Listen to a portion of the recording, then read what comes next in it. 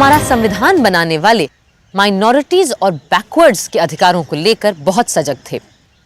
सन 1916 से ही अल्पसंख्यकों के पॉलिटिकल राइट्स की बात उठने लगी थी। जवाब में अंग्रेजों ने उन्हें हक तो नहीं दिए, पर 18 मजहबों और जातों के लिए सेपरेट इलेक्टोरेट के अधिकार देकर उन्हें एक दूसरे से बांट दिया। 1931 में जब यही इंतजाम हरिजनों या डिप्रेस्ड क्लासेस के लिए करने की बात चली, तो गांधी जी पूना जेल में ही इस सेपरेट इलेक्टोरेट या पृथक चुनाव के विरोध में आमरण अनशन पर बैठ गए।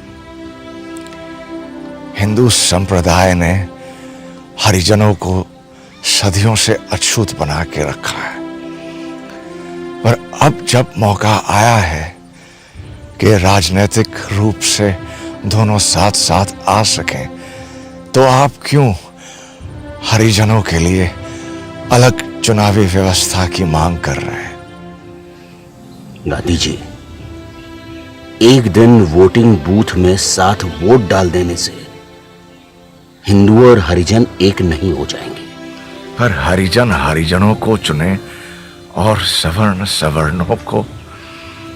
इस कायदे से तो तुम उन्हें हमेशा के लिए अलग रखने का इंतजाम कर रहे हो।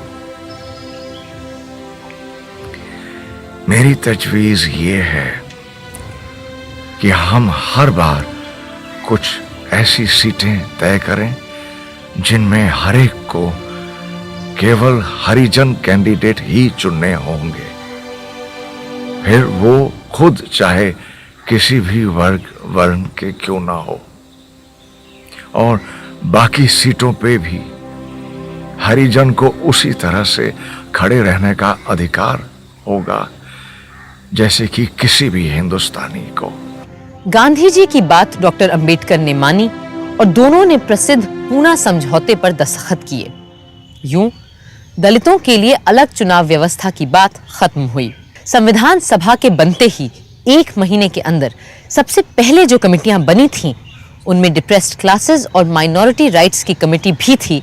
कमेटी बनते ही हर धर्म, जाति और उपजाति की तरफ से सुझाव और प्रस्ताव आने लगे।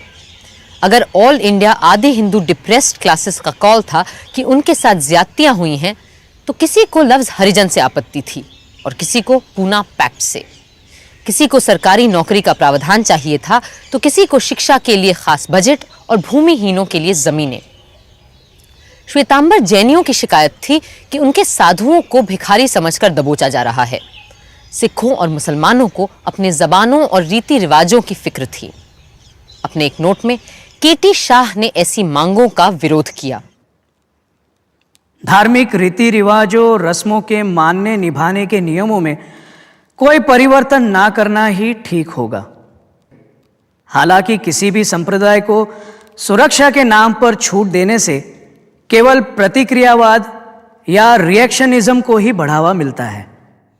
अगले कुछ महीनों में जब कमेटी फिर मिली, तो कई महत्वपूर्ण बातें समाज के उन वर्गों को लेकर हुई जिनकी हिफाजत और बढ़ावा हम सबकी जिम्मेदारी है।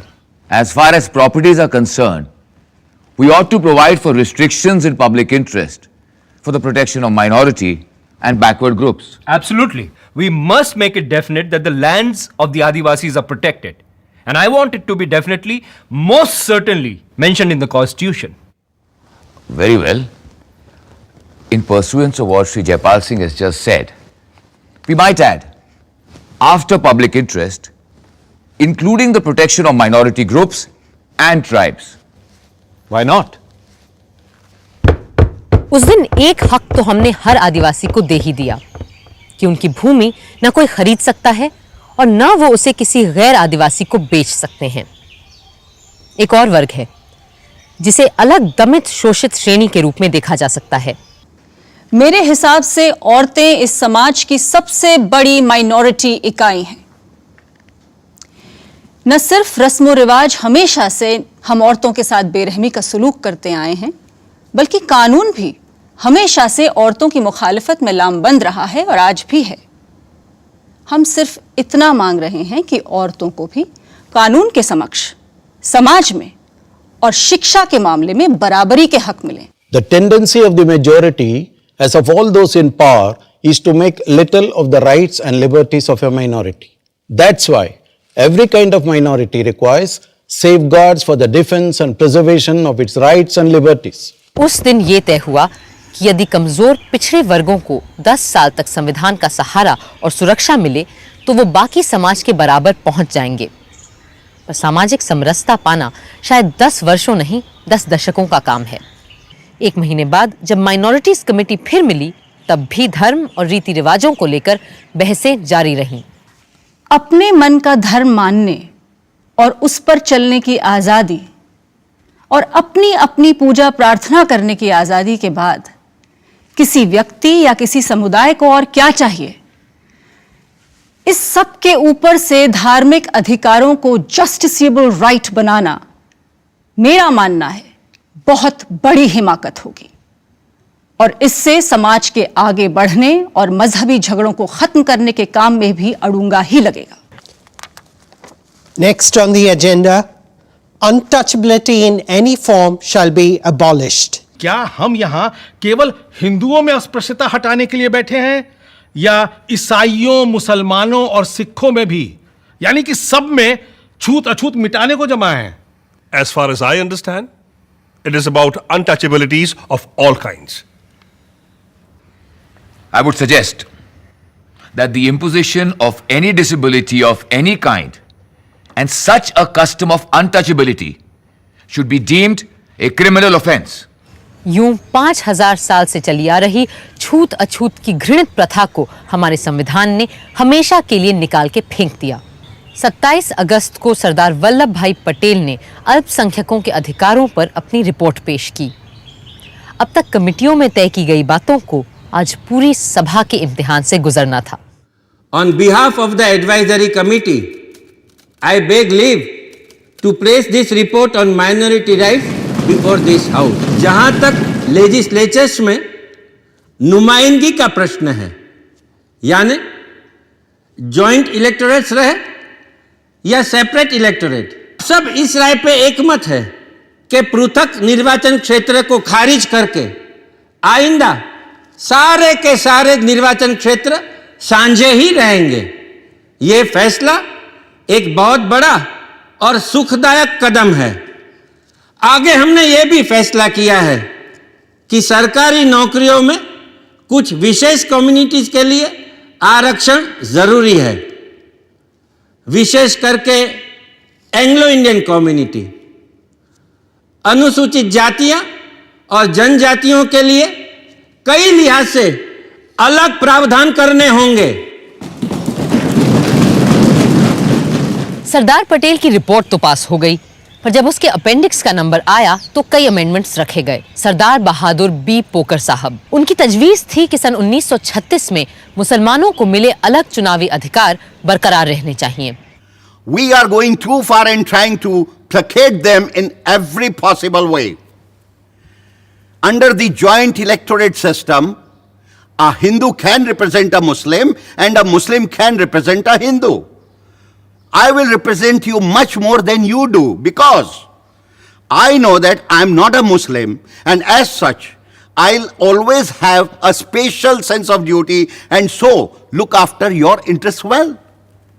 So why not take advantage of that? And this is possible only if we have joint electorates.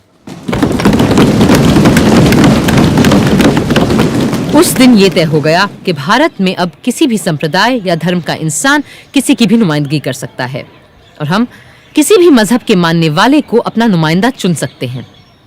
ये एक क्रांतिकारी कदम था, पर कई सदस्य इससे भी आगे बढ़कर कमजोर, पिछड़ों और अल्पसंख्यकों के लिए अलग किसी भी प्रावधान के बिल्कुल खिलाफ थे। बैकवर्ड और फॉरवर्ड क्लासेस के नाम पर समाज को हमेशा हमेशा के लिए बांट देना एक ऐसी हिमाकत होगी जिसकी कीमत पूरे समाज और पूरे देश को अनंत काल तक चुकानी पड़ेगी। After having divided the country on basis of two-nation theory with all its implications, after having provided in the Constitution fundamental rights, some of which are justiciable, after having provided in the Constitution directive principles of governance, after having provided adult suffrage in the Constitution, after having done all this, does anyone feel called upon to provide for any reservation? आपने तो देखा ही है सभा में कितने लोग सरकारी नौकरियों में आरक्षण का विरोध कर रहे हैं। अब अगर शेड्यूल कास्ट और शेड्यूल ट्राइब वालों को आरक्षण दिया गया तो आप तो जानते ही हैं फिर सिख, ईसाई, पारसी, मुसलमान कोई पीछे नहीं रह जाएगा। हाँ, मगर सिख, ईसाई, पारसी, मुसलमान या किसी और का मुकाबला अनुसूचित जनजातियों के साथ नहीं हो सकता। ये सारी जातियां पैसे वाली भी हैं और सोशली सिक्योर्ड भी। पर कई दूसरों ने अनुसूचित जातियों और जनजातियों के दायरे को बढ़ाने की बात सामने रखी और समाज के उस हिस्से की बात भी की जिसे हम आज अन्य पिछड़ी जातियों या ओबीसी के नाम से जानते हैं। केवल अनुसूचित जातियों या अनुसूचित जनजातियों को पिछड़ों की श्रेणी में रखना कहां तक उचित है? उनसे भी अधिक करोड़ों पिछड़े लोग हैं और इन सब के लिए ना ही कोई प्रावधान है न व्यवस्था।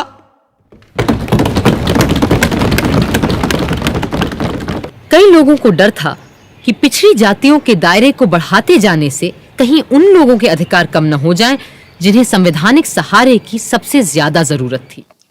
If this happens, then I'm afraid the scheduled caste will never get a chance, as the word backward would be interpreted in such a way that the people of other caste will also claim to be backward and get the chances on the reserve post.